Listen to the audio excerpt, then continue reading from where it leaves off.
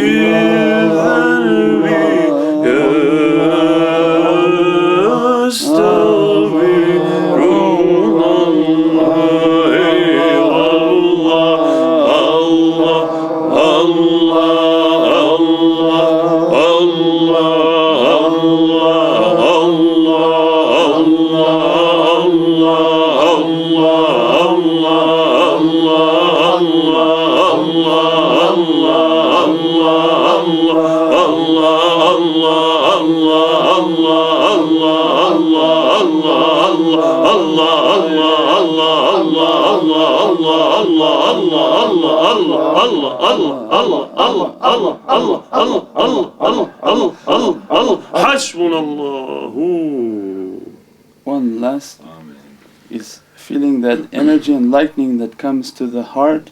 Imagine everything dark and take ourselves to that lightning.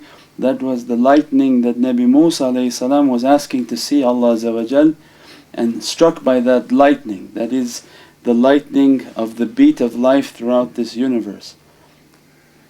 Hay. Amen.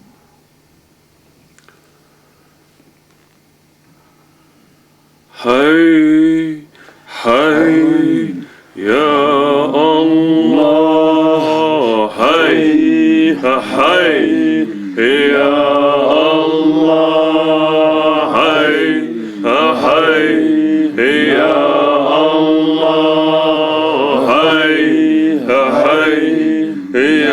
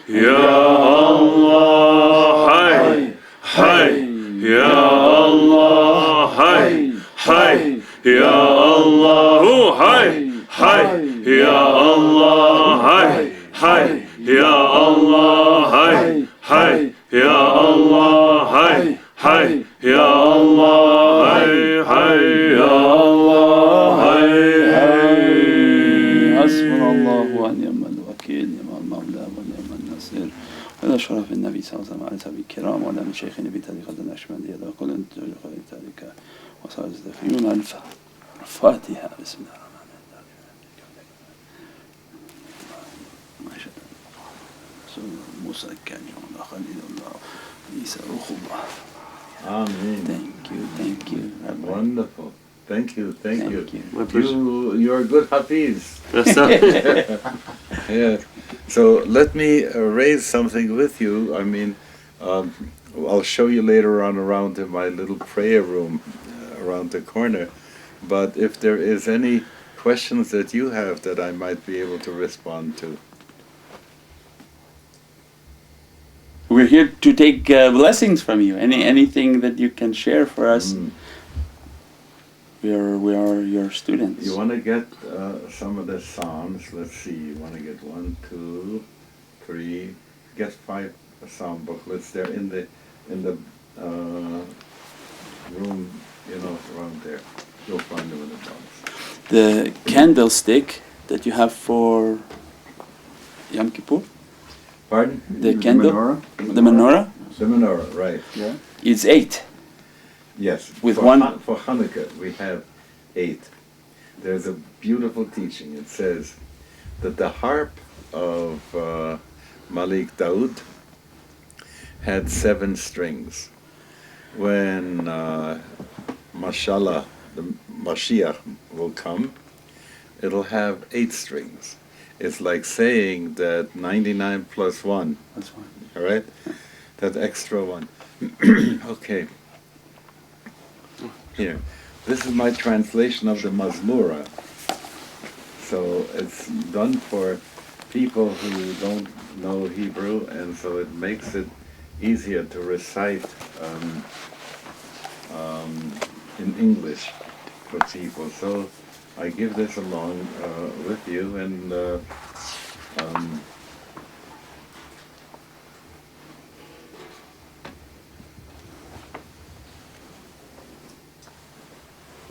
yeah, this becomes, that's what we are reciting, the Mazmura from the Bible. What I'd like to share, if I can, would be this. You can make these interesting.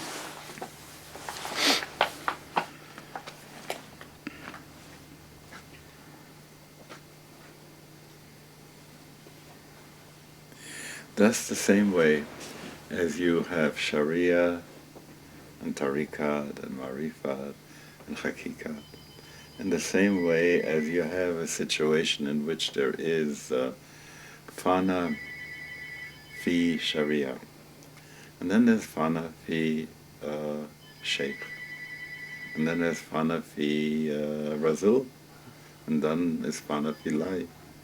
In the same way, we have that in the Kabbalah. Is this our phone? No. Let it ring. Okay. So we have in the Kabbalah also those 4, and you were talking about, I heard Allah, Allah, Allah, and then you went Haq. Yeah. And it's the 4 letters of the name Allah make 66. The 4 letters of the Hebrew name Yod, He, Vav, He make 26. And so there's always that sense that we have numerical value and we have meaning value that goes with the numerical value. So when we go and we try and understand how do you read Torah on this level of Sharia, these are the things you have to do. On the level of Tariqat, this is how you have to transform yourself in your heart and to deal with nafs and so on and so forth. And so we have the same situation. Then we talk about, what you see, it may be Eve or somebody from family. And then we talk about Marifat. And there the question is, how do you understand God and the universe? And most of the people who either make it like in Jahaliya, they become dark and they become either Abdul Kabkab or Minzal. They shirk and all that. Or you have a situation where they don't believe there is anything there because they can't understand it in their mind. So the teachings that we have that come in our silsila of sir, of the hidden teaching, are the ones that give us a map of reality that goes to Alam al-Jabarut, and just as you have it, so we have it in our tradition too. And I find that whenever we can talk about these things and see where they meet, there's a great deal of joy and understanding, because we get to understand everyone has trouble when it comes to prayer. Foolish ideas come into the head. How do you deal with that? Everybody has an issue about, before I go to sleep, I want to give we call it din wa cheshbon, to tell God what we did during the day and to atone for the things we didn't do right and so on. So we share in Toba, and tshuva in Hebrew, Toba. So we share in these things. And I feel that whenever we can talk more about the batin of our teaching and your teaching, it was so easy to meet. It's so easy to meet. My son was in Oberlin College, and he was in charge at that time also of the kosher kitchen, which meant that the students who wanted to eat halal would come and join, and they shared a great The same deal. dietary. Sure, they shared a great deal together. And when I look at all the opportunities that we have, how wonderful that is to be able to do that kind of sharing.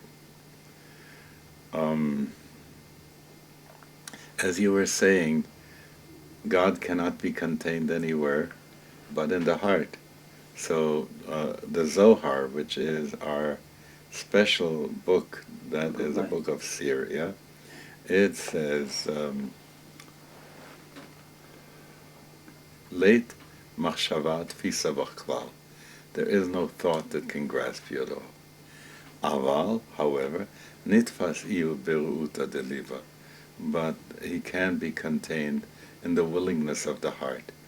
That extra, not just the heart, the willingness of the heart. That the heart is open, willing, like a lover to the beloved, to receive that.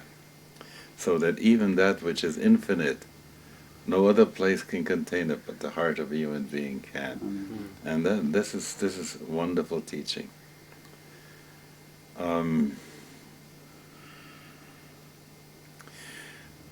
When you don't have a compass, what do? You don't know where the Qibla should be. But he is always the Qibla. Yeah, right? Yes. So if you can go to the heart, then that's the easiest place where to go. When I was in Khalil, in Israel, I was in Hebron, Khalil, and I went to look out for some Sufis that I would find there. So there was a maqbara, a dargah of Shibli there. So there was an old sheikh by the name of Abdul Talib, was a sheikh there. I think he was a Qadiri. And so I asked him, when can I come back? Because I want to do zikr with you. So he said, come back on Thursday afternoon. I came back, and at that point there was a Qadi there and several people. They wanted to interrogate me. Why do you come? There's always a suspicion and so on and so forth, and they weren't used to the fact that someone should want to come really because he means to do tawheed with people, right? So the Qadi started to ask me questions. Who sent you? So I said, the one who sent Ibrahim, Sayyidina Ibrahim from Ur of the Chaldees, he sent me. So they said, are you a Muslim? I said, La ana mumin. What is your iman? He asked me. So I said, La ilaha illallah, Allah had. Okay? Allah hay, Allah qayyum. That I could say, no problem about that. And so then they wanted to know, what Sharia do you keep? I said, I do keep the Sharia. I keep Sharia, our Sharia, the Sharia of Bani Yaakov, Bani Israel. Why do you keep that Sharia? So I said, because it's not adab for a son to go in ways other than the ways of the father. So that was okay with them too. Somebody said, ask him about Rasuliyat. What I say about the Rasul. So I said, Ashadu. La ilaha illallah wa Muhammad Rasulullah. So they said, makes you a Muslim. I said, La, ana Yahud. I'm still a Jew. Then how could you say that? So I said, because Bani Ismail fell into the Jahiliyyah and they lost the Tawheed. And they were involved in shirk, in all kinds of things. And God, out of Yarachim, Yarachman, sent the Rasul to bring back the Bani Ismail to Tawheed. And for this, I'm very glad, and I can say that he was a true Rasul.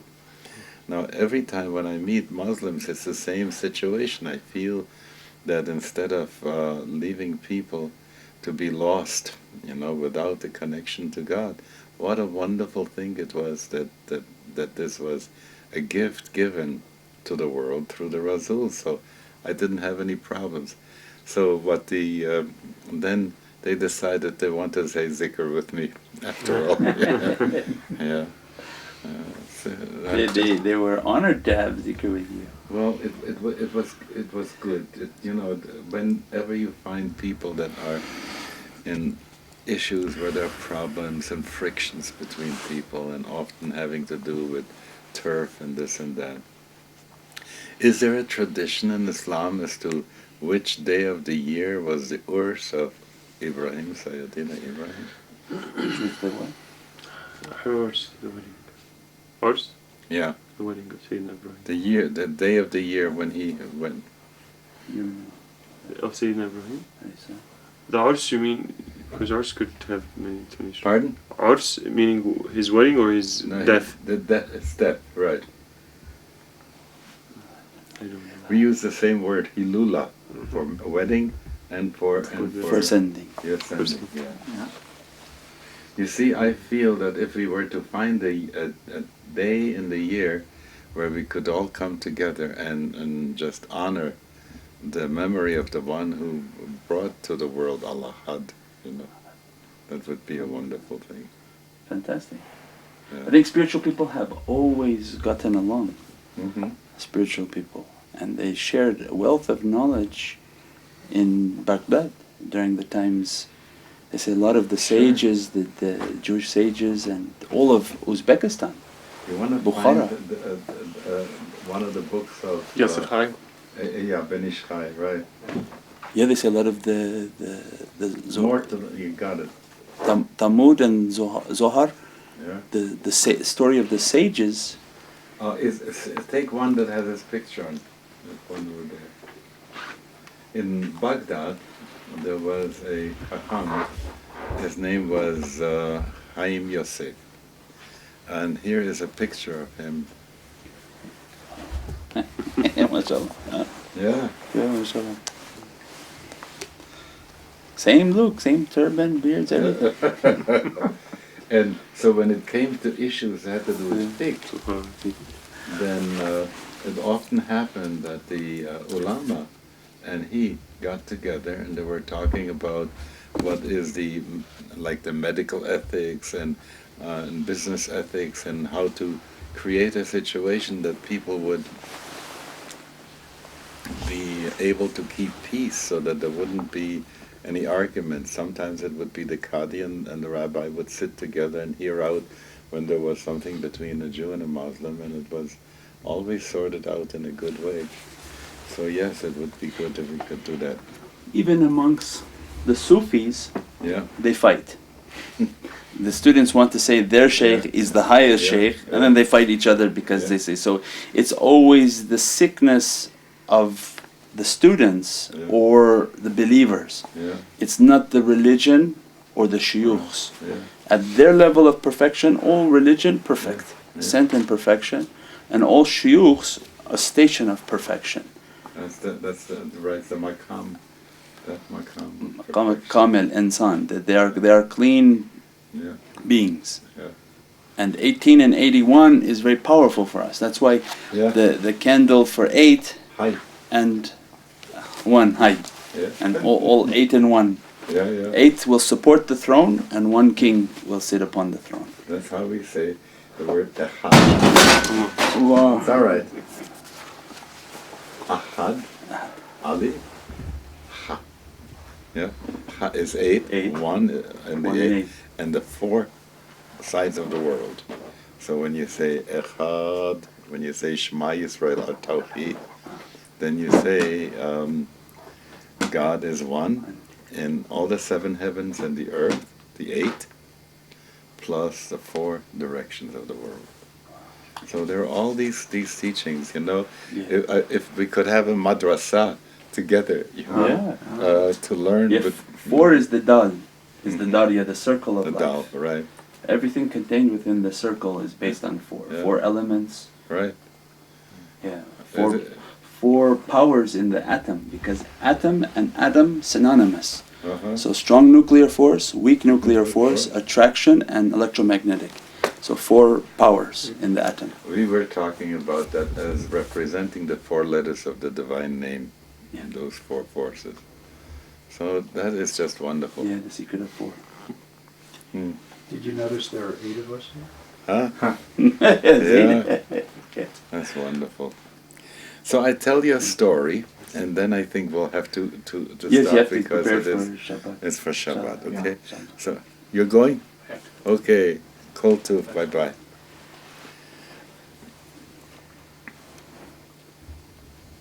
Two stories.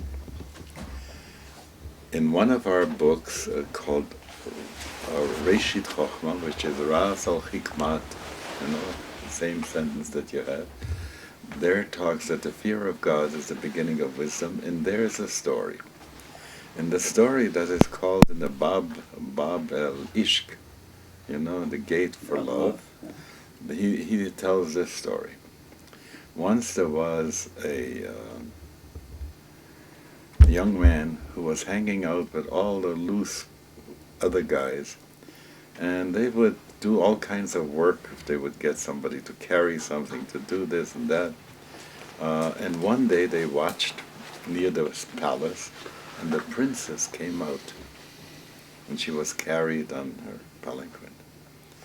So he fell in love with her, and it was driving him crazy, and he didn't know what to do. It's like Yusuf and what was it, Zuleika? Yeah. So he didn't know what to do.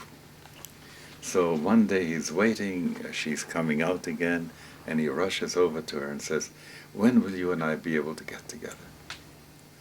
So she says, "In the cemetery." Is that in his life? He didn't understand. He was a simple person. He didn't understand. So he goes and takes his stuff and finds a corner in the cemetery where he sits and waits for her. And he waits one day and another day and another day, and his friends think he's crazy. But there he sits. She said she'll meet him in the cemetery. He waits.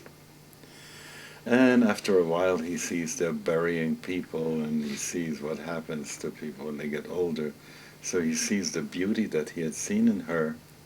He doesn't mean the beauty of flesh. He began to understand more. And more he went into deeper and deeper meditation, that he would look for the source of the beauty. What is that beauty that is bigger than all the other beauties? And start to pay attention to that. So it happened that the people who came to the cemetery said, "Oh, he's the saint of the cemetery. He sits there constantly, is meditating and so on." And it was true. People came and asked him questions, and he gave answers. And they asked him for a blessing, and he gave blessings, and they were fulfilled. So it happened after a while that the princess by this time had gotten married. And a couple of years went by, and she didn't have any children. And that is a big calamity for somebody who has to produce an heir for the king and so on. And she didn't have children, so she cried. So the woman who was a slave woman who was there, and Haram, said to her, "Why don't you go for a blessing to the saint in the cemetery? Because he gives blessings and the blessings work." So she said, "Let's get dressed in simple clothes, so that nobody recognizes." And they sneak out of the palace early in the morning. And she comes to the cemetery to ask him for a blessing. He sees her. He stands up and greets her and says to her, you did come. You have come. And I thank you very much, because when you sent me to the cemetery, that's where I had to go in order to find the source of beauty. And now you want to have a son, so I will pray that you be blessed with a son, and next year, God willing, you'll have a son in your arms. So she went home very happy, and indeed she had a son by the end of the year. So the boy grew up, and then after a while, she took him for a blessing to the saint of the cemetery. And people would bring him food or whatever he needed on the side, and he would sometimes for days be deeply, deeply absorbed in Fana. And then one day they saw that he hadn't touched the food. and he had died in the middle of his sitting there in the cemetery. So they built him a maqbarah, and that way he was known as the saint of the cemetery. And the author of that book says, if a person hasn't experienced love for another human being, how will they ever be able to experience love for God? So that's the story. And I have another story. In Damascus, how do you say Damascus? Damascus? Damascus, yeah. There was a rabbi by the name of Moshe Galanti. And he had heard that there was a sheikh who, when people came to him for prayer and for blessing, he would give answers. And the answers would be sometimes, I can't help. The word has gone out already, that person will pass on. Or he would come back and he would say, God willing, this person will get well, and he knew. So the rabbi was worried, how does he have that power? Does the power come from holiness, or does the power come from other places? He wasn't sure. So his people said, could we go to the sheikh? Could we not go to the sheikh? And he said, I have to find out. So first he sent over a present to the sheikh and asked him, can I come and visit you? So he came, yes, he came to visit. And they started to talk. And in those days people were talking about 7 kinds of wisdom, like mathematics and science and this and that and medicine. And the rabbi knew 7, and the sheikh only knew 6. So he says to him, will you teach me that other one? The rabbi said, I'll be glad to do it, but I have a question. And you must answer me the question, and I'll teach you. So he says, what's your question? He says, I have heard that you do this thing, you tell people who gets well and all these things, so I need to know from what source it comes. Will you show me? And the sheikh said, oh, this is hard. This is very hard. But I tell you, you still need to do some tawbah. I want you to do a psalm. I want you to fast a whole week. And then come back and we'll see. He comes back and he says, not yet, another week. And so he fasted another week, and then he comes back, and then he says, come, I'll take you now. And in his house, he had a bustan, in a garden, and goes into that, in that garden there was like a little pond, and in the pond there was a little building. But you couldn't get into the building except if you go through the water. You had to go and dip in the water and clean yourself up to get in the building. So he says, come, I'll take you in. So he takes them in, and of course they have to take their clothes off. They go into the water, they swim underneath, come up, steps, go into the inner place, and there is a robe waiting for him. He gives him the robe. And now the sheikh says, I will bow down 7 times, and you need to do the same thing. But keep your eyes closed, and you don't open them until I give you a touch that you can open your eyes. And he goes in with him, bows down, and in his heart he keeps on saying, dear God, if, God forbid, there is an idol there, I don't mean to serve the idol. I only want to serve you, and here I come because I want to help my people, and my intention is good, so please, don't take it for wrong. Finally, after the 7th time bowing down, the sheikh touches him, and he opens his eyes, and there he sees the divine name engraved on a golden tablet there. And through a window, the sun comes in and hits that tablet. And then he bows down again. They bow out 7 times, and they go out back as they came in. And the rabbi was overwhelmed that he would take and so enshrine and so honor the name of God as he had done, that there was nothing wrong there. Everything was holy there. and he had no more problems. So he called together the congregation and said, I want you to know I went to be with that sheikh. He's a holy man, and his way is a holy way. And I want to tell you something. You recite the name of God in your prayer so many times, and you don't honor it as much as he honored the name of God. Learn from him how to honor the name of God. That's the story.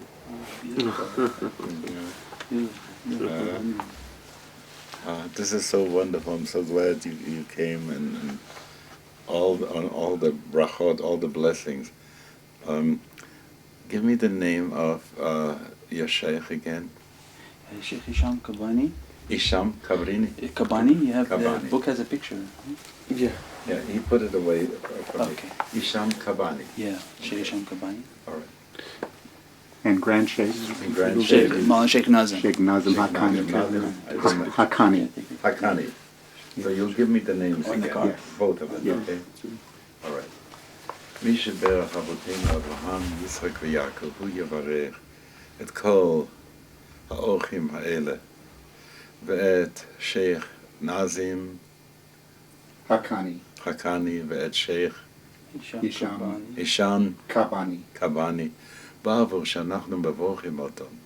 בשכר זה הקדוש ברוך הוא ישמרם ויצילם מכל צרה וצוקה נגע מחלה, וישלח ברכה והצלחה בכל מעשי ידיהם, ויזכם להעמיד תלמידים הרבה בתסבוב ויעשו חיל לקדושת השם, ונאמר אמן. So this is a blessing for the Sheikh and for you, for all of you. Thank you. Thank you. Thank you. It's a great blessing to be with you. It's my joy, it's a great joy. Let me shut this, take this off, oops. And I take these off, then I can give you a hug Oh, again. fantastic.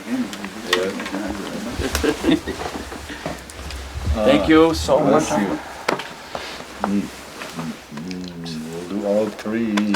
All three. Yes, all three. Oh, bless you. Thank you, sir. Oh, you good. Thank you. Thank you very much. Hafiz. Hey, and your tariq here should grow well, and God willing, I hope I'll meet you there for zikr Inshallah. too. Okay. Bless you. Amen. Amen. Rabbi, sometime in June, Yes. there is a program in Denver, which I think our sheikh is going to be coming. Well, It's, if Yod Hashem, God willing, if I'm going to be here at that time, that's possible that I have to be with family. But Okay. you will let me know. You will let me know, Wonderful. and I'll be very, very glad to We'd come. be- and we'd be honored and to honor, introduce you, and then I'll put on my whole deal, the whole, turban and everything. everything else. Okay. Thank you. Please Hey. pray for us, and that we. Yes, that I will for all the tariqs, because if there is any hope that people will honor Islam in the world, will come from Sufis. Inshallah. And for you, I want to bless you that Ki malachav yitzav lishmocha v'chol derachecha. May God command His angel to protect you, so that when people will see you in the street, they won't identify you with people that they're afraid of, and they'll be able to see the light that is in your heart. Amen. Thank you. Okay. Thank you. Oh, bless you. Let me walk you out. Thank you. Thank you so much. Hey, it was wonderful. This is a great blessing for me. You know, I went to college at Brandeis. This is your maqam? This is where your all your du'as are?